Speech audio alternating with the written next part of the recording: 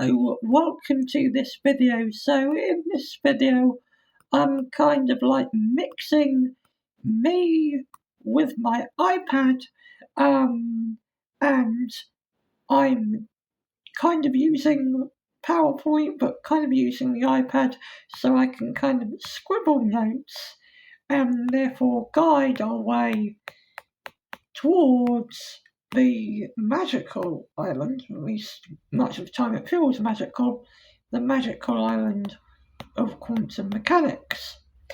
Now, on this kind of adventure that one usually begins when beginning to learn quantum mechanics, there are lots of ideas that quickly come apace, and often it's hard to have the time to kind of focus on the core ideas when they do come up. And one of the first core ideas is the idea of particle wave duality. And particle wave duality is really what makes quantum mechanics very different to classical physics. And that's what we're going to be exploring in this very informal video. So without any further ado, what is particle wave duality? Or in other words, what is quantum physics? Now, when people hear the word quantum physics, they tend to think of, atoms. So we might have an electron orbiting a proton, and we might want to describe the probability of where we would locate the electron, and that probability turns out to be determined by a very strange function known as the wave function, which has the symbol psi. And that wave function is obtained from Schrodinger's equation, which, if we write it in terms of the Hamiltonian, essentially looks like this. However, that doesn't really help us understand what quantum mechanics is. Yes, we've got an equation for the wave function and we've got it related to probability, but it doesn't really tell us fundamentally what makes quantum mechanics so different from classical physics. Well, for this, let's kind of separate the world into two ways of looking at it. So on one side we have classical, and by classical I really mean Newtonian. So if you're thinking about like the classical wave equation, or if you're thinking about Newton's laws as differential equations, that's classical physics.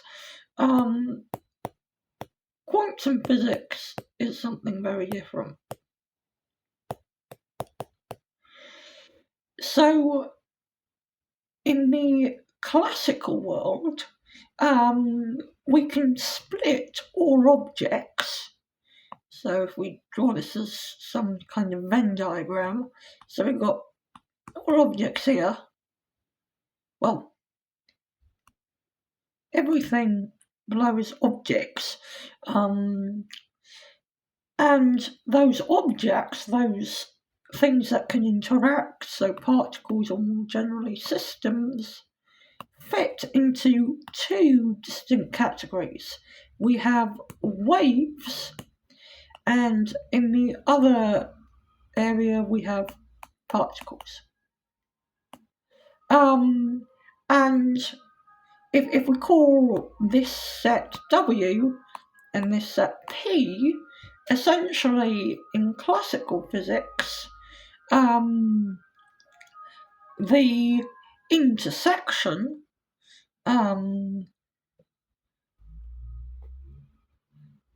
between these two sets is the empty set.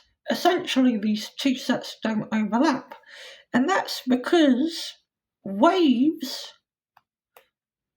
are generally continuous, but the key thing about waves is they're spread out fundamentally. So, for example, a sound wave can spread out and diffract. And that's what allows you to hear people talking perhaps noisily in other rooms. Or sometimes when I'm doing a YouTube video for the sound of an ice cream van to penetrate through an open gap in a window. And then in the other category, we have particles. And particles are in some sense localized at a point in space. And just as I'm saying this, the ice cream van is playing again. Well, a beautiful demonstration of how waves are spread out. Where is the sound of the ice cream van? Well, it's in many places at once. Whereas if we think about particles, like where is my iPad? My iPad is directly in front of me. My iPad is, thank the heavens, not distributed across the whole of my, local community, because that would not be ideal at all. So waves are spread out in classical physics and particles are localized. But in quantum physics, a particle's dynamics is governed by Schrodinger's equation, and therefore, in a sense, and there are lots of caveats with this, but in a sense, all things are governed by wave functions, or if you move on to look at, bringing relativity in the picture, we sometimes use the relativistic version of wave functions, which are quantum fields, generally given the symbol psi. But psi can sometimes be localized, and depending on the situation, it can sometimes be spread out.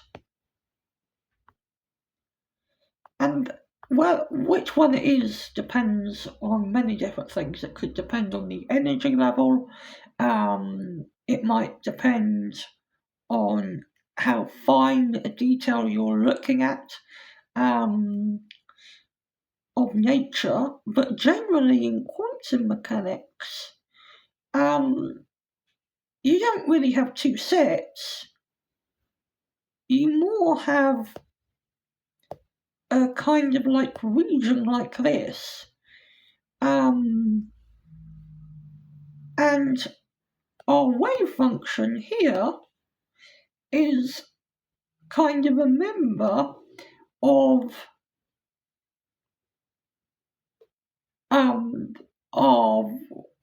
kind of like our, if you like, union of our classical set of waves and our classical set of particles. The wave function can smoothly go from the particle-like set to the wave-like set, depending on the conditions of the experiment and depending on the fine details of what's going on.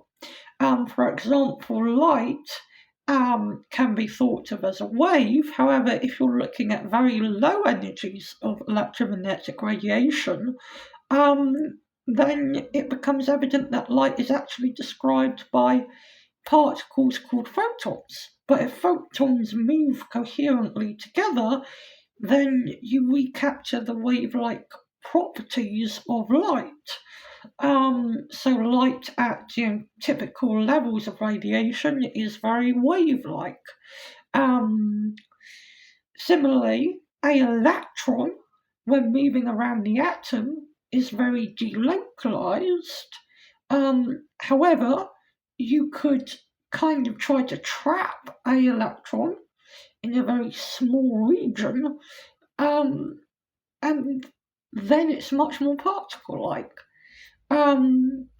So essentially, in quantum physics,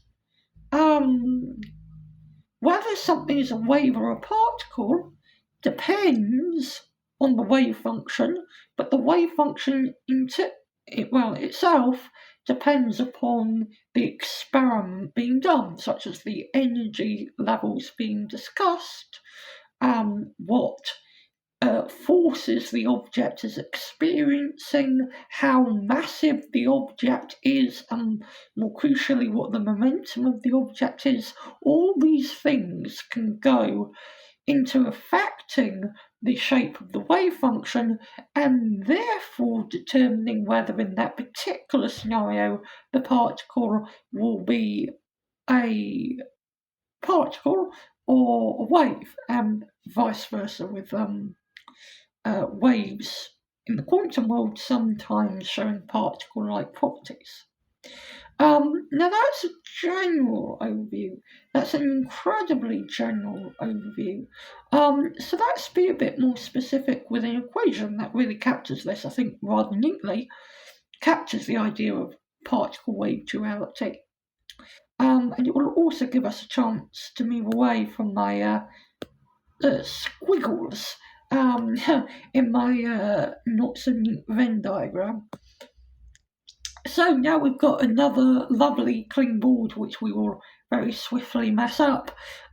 This is what happens. I mean, if you ever spend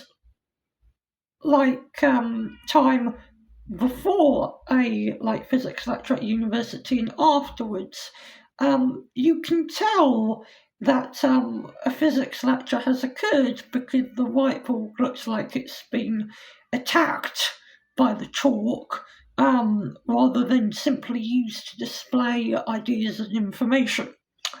So anyway, continuing the physicist's theme of loving scribbles, that's actually start to be concrete with the idea of particle-wave duality, by which I mean introduce maths.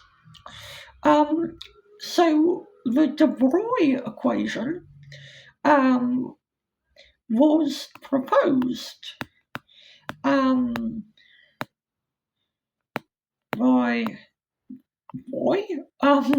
by de Broglie himself, and de Broglie came up with actually quite a few ideas regarding quantum mechanics. This is probably his most important one. So the de Broglie equation relates how distributed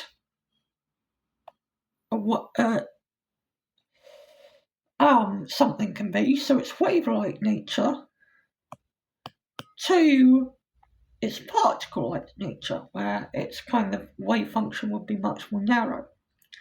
And specifically, what the de Broglie equation says is, for a free particle, I don't know if de Broglie knew it was strictly only going to work for free particles, but it only works exactly for free particles, it turns out. It approximately works for nearly free particles, like electrons in incredibly high energy levels of atoms, so where they're almost free of the nuclear potential. But strictly, the de Broglie equation works for free particles, and for a free particle, its momentum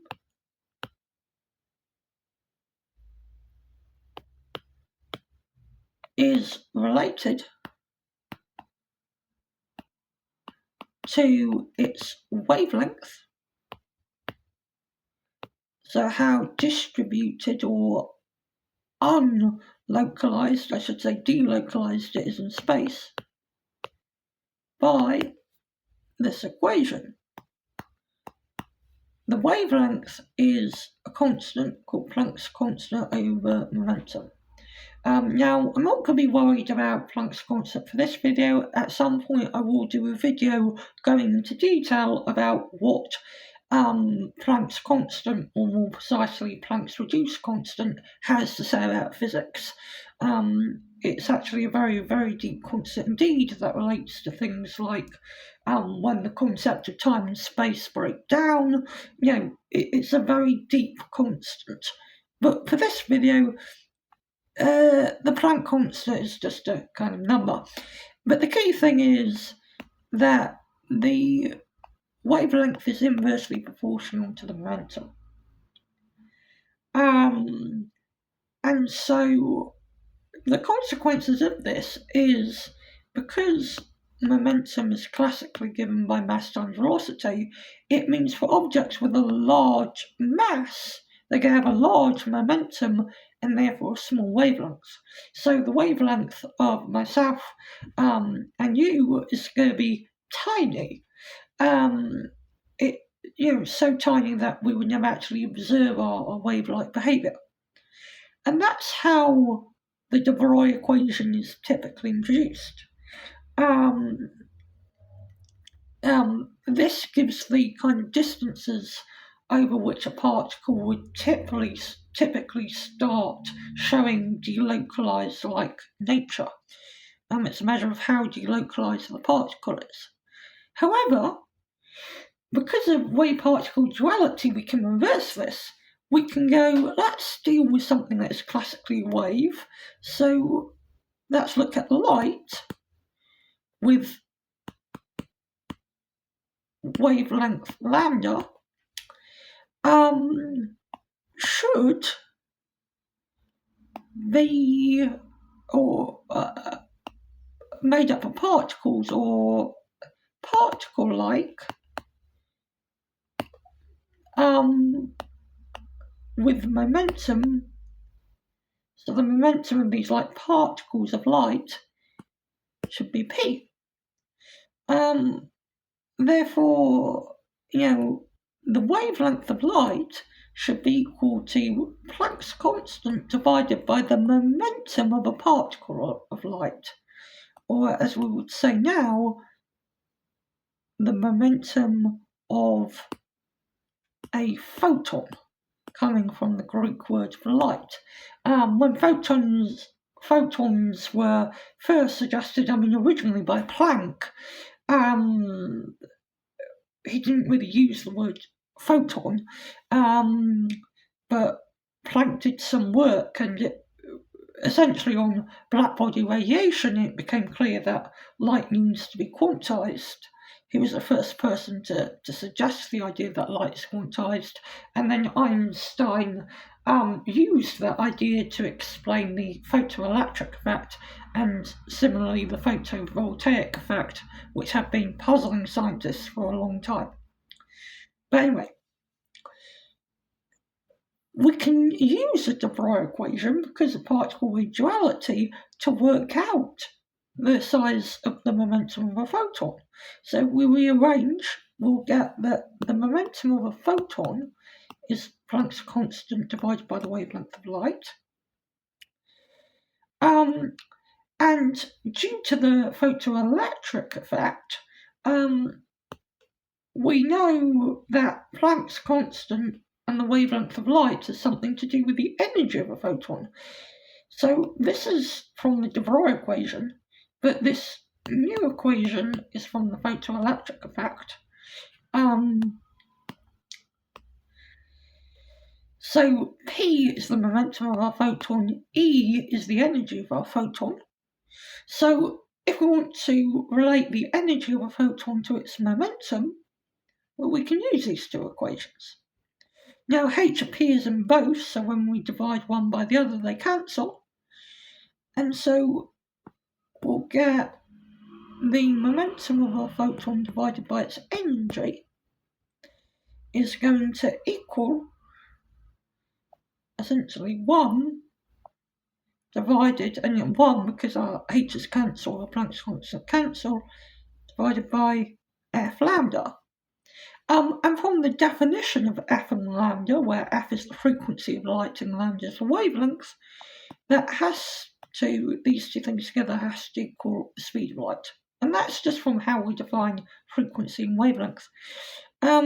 And then the net result of this is that we predict that the momentum of a photon should be equal to the photon's energy divided by the speed of light. And a really cool thing about this is we can also get it from relativity. So I'll just call that relativity. Particularly this momentum here is actually, it's a kind of momentum everything has, but it's the time-like component. So by convention we say the zeroth-like component of form momentum. So the zeroth-like component of form momentum, so the time-like component is always E over c, and we can get that from relativity, but a cool thing is we can also get it from the de Broglie equation. Now, the statement the momentum of the photon is E over c is very important, because what it says is that although photons as particles of light are massless, and we know that because light is massless, nonetheless photons can still have momentum. And therefore they can still push things out of the way and can still generate something called a radiation pressure. And it's this radiation pressure which is helping prevent the sun from collapsing. So the de Broglie equation ultimately explains how our sun, our main sequence local star, can remain in equilibrium and not be dinged under its own gravity. And one could ask, why don't we feel the momentum of photons in daily life? And the answer